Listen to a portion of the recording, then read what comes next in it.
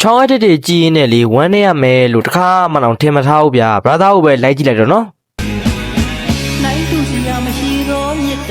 ချောင်းလေးငိုးနေတာရော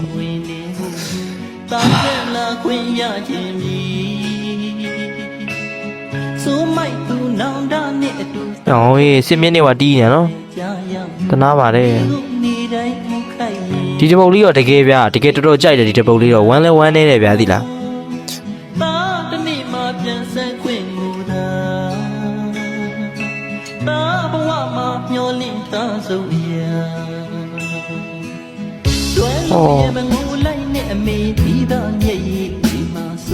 တကယ်ကိုမိုက်တယ်ဗျာဒီရက်တစ်ကတော့เนาะချောင်းပလီယာထဲမှာ